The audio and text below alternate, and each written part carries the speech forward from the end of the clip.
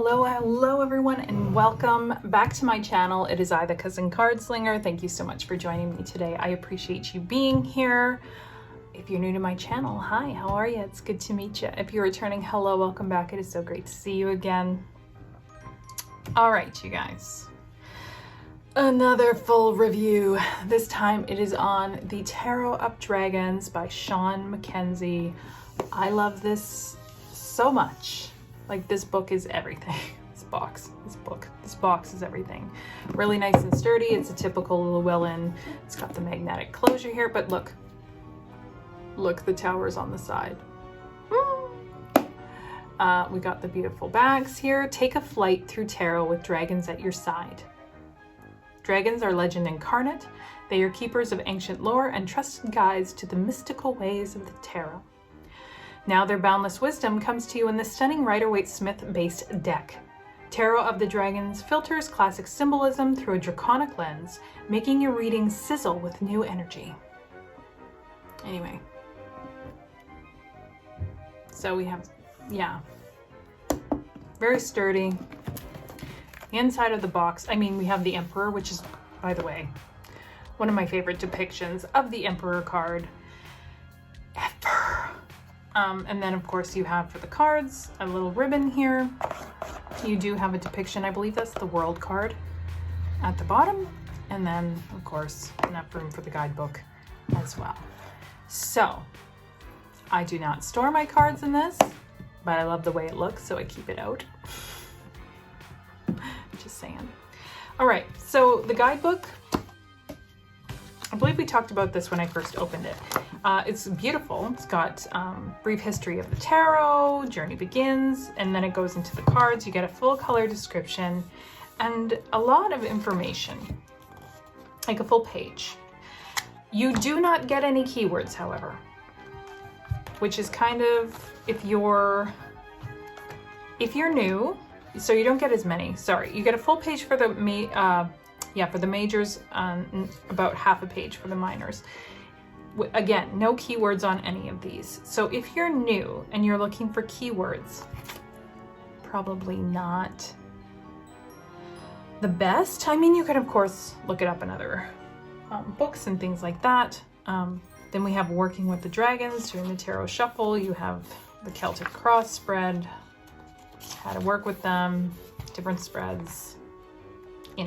It's a typical Llewellyn book. This is the back. It's written very nicely. It's almost like a story, which I kind of like it, if I'm being honest. But if I was a beginner reader, I would be frustrated with it. Not even gonna lie to you. I would be frustrated with it. At least they could have, thrown some keywords at the bottom. So as they're reading, they're like, oh, I can see how that ties in. Sure. Okay. Makes sense, But, I enjoy it. I enjoy how it's written, but it does kind of annoy me that there's no keywords. I particularly feel for those who are new and, having to try and pick them out without having a real knowledge, Okay, that being said, typical Llewellyn cardstock. It's bendy, but it does snap back nicely. They are glossy. They have that slight gloss to them, so they're slippery, and it drives me crazy. Oh, fuck. I would have preferred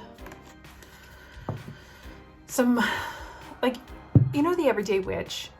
It's almost slightly stiffer than this. Not much thicker, but just slightly stiffer, and it's not super glossy, but it's enough that it doesn't slide everywhere. These are a bit slidey. We're starting with my pet peeves about them.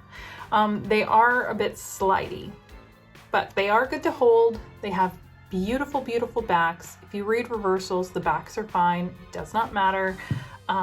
They shuffle absolutely beautifully. Oh yeah. They do kind of get dinged up. I don't know if you can see this. There are a few minor little dings along the side. That does not bother me. I'm probably going to end up edging this with a silver Sharpie anyhow. It might, as time goes, if you only shuffle it the one way, it might tend to bow slightly. Again, does not bother me that much. I'm one of those people who don't hate Llewellyn cardstock. I do wish they weren't as slippery or shiny. That's my only complaint. But they shuffle nicely, and they actually, if I'm being honest, for as flimsy as they are, they hold up. So no complaints there. Okay, now I have not had this very long, and I'm already doing a full review because I read with this sucker constantly. I am obsessed. I cannot put it down. I love it. It is like, if you have a good grip on RWS, you're gonna do fine. It reads beautiful. Look at this Sire of Swords. I mean, sweet. I like the imagery. I like the mood of the deck. It's very, it gives really great messages, but at the same time, it's almost like, here's some harsh words, but it's gonna be okay. You know, it's almost like a little bit hopeful, even though it's direct and a very clear reader. It just gives you a little bit of lightness and hopeful, you know, which is nice sometimes. But it doesn't sugarcoat anything. Like, it's not like a fluff deck at all. It will call you out on your shit if it needs to. But yet, in a way that doesn't feel confronting. And I like that. And I am obsessed. Now, if you like dragons, if you're like me and you're like obsessed with them and love them, you're gonna love the deck. I love it enough that I overlook the slipperiness of the glossy cardstock. You guys know. You guys fucking know I hate glossy cardstock. Stop it. For those of us who film videos, you can't use a ring light or it reflects and it's super annoying, you know, but other than that, I love it. Like, all the typical RWS imagery that you need is there. See, little guy giving them the cup. Like, it's there. Everything you need, the black and white. Yeah, I love the different, like, how she's laid in the strength card, how she laid down her sword. I love this. I love this depiction. This is one of my favorite Page of Cups of all time. He's like playful and he's looking at himself and playing his reflection. I can't even with this card. It's so fucking cute. Yeah. You guys, great reader. Very, very clear depictions. It reads beautifully. Like, it's like you don't really need to look at this page too. Fuck, he's cute. You don't need a whole lot of time to like really kind of go, okay, well, let me check the book for that imagery. That seems to, I don't know. You know how sometimes your decks, you're like, oh, I'm gonna have to sit with that one. Not too sure what's going on here. I'm gonna have to think about it. There's none of that in this deck. It is clear. It is very solid. It reads beautifully. And like I said before, I love this Emperor. Yeah, I cannot say enough good things about it, you guys. I really, really enjoy it. I really enjoy the imagery. It has everything that you need. You're not wanting. It can come right out of the box and just start giving you nice crystal clear, very to the point, very in-depth readings. And it's kind of, as much as it pains me to say it, it's sort of my favorite. It's my favorite dragon deck. Sorry, other dragon decks I have. For those of you who don't know, my very first tarot deck I bought myself was a dragon deck. And as much as I love that one, I love it more. I love this one more.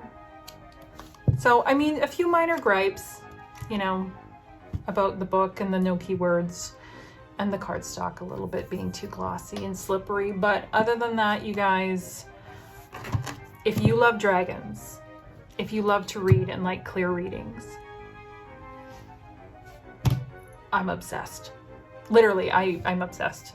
I can't go without it. I can't. If this ever were to go out of print, I would buy myself like 3 backup copies. That's how much I adore it. As silly as that sounds, it's the truth though. Yeah, definitely worth the price point. Wasn't sure how I felt about it, but I love it that much. I love it that much, you guys. So let me know what you think. Do you have this deck? Does it intrigue you? Drop any comments if you have about it. Yeah, fuck. I love it. That's all there's to it. I absolutely love it. All right, you guys, thank you so much for watching, and I will see you very soon. Bye.